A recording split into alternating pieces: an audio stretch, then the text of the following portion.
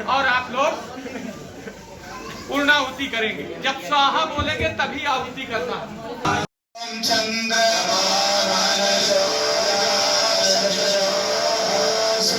गुरु से जुड़ना, भगवान से जुड़ना है तो गुरु से जुड़ना होगा, क्योंकि प्रहलाद जी ने भी ध्रुव जी की मां राधा भाव ध्यान मंदिर गुरु तीर्थ के तत्वधान में परम सद्गुरुदेव भगवान की आसीम और मंगलमय करुण कृपा से प्रति वर्ष यह गीता जयंती का पावन महोत्सव मनाया जाता है। आज से 5000 वर्ष पहले भगवान श्री कृष्ण ने अर्जुन को कुरुक्षेत्र की भूमि पर ज्ञान दिया था। जितना ज्ञान की आवश्यकता उस समय थी गीता जी की, वर्तमान परिवेश में आज उससे ज़्यादा कहीं आवश्यकता है, क्योंकि मनुष्य के जीवन में चिंताएं होने लगती हैं।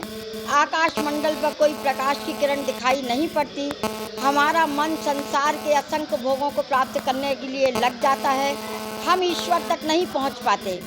ऐसी घोर शोकाकुल अवस्था में यदि हमारे जीवन में भगवान श्री कृष्ण के समान सद्गुरु और अर्जुन के समान शिष्य जब प्राप्त हो जाते हैं, तब भगवान अपने शिष्य को ज्ञान का उपदेश करते हैं, जिससे भटके हुए जीवन में तत्व ज्ञान की प्राप्ति हो जाती है। इसके पश्चात सद्गुरु की कृपा उसी समय प्राप्त होती।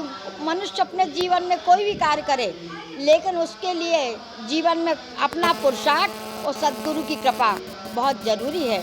सद्गुरु की कृपा के लिए हमें उनके जीवन में उनके आशीर्वाद से समाहित होना पड़ता है, तब सद्गुरु की कृपा प्राप्त होती है।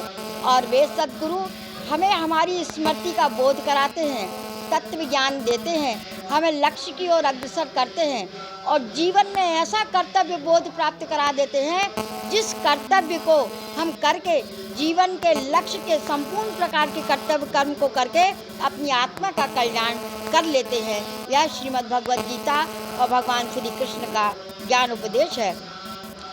आचार्यों के द्वारा बड़े सुंदर ढंग से सद्गुरु की कृपा से यह देवकार्य संपन्न हुआ है और आप सब लोग यहाँ पर आए हुए हैं। बहुत बहुत आपका स्वागत है, अभिनंदन है, आपका मंगल है और ऐसे ही कार्यक्रम को संपन्न करते हुए आप लोग आते रहें। बस यही एक मंगल कामना, शुभकामना।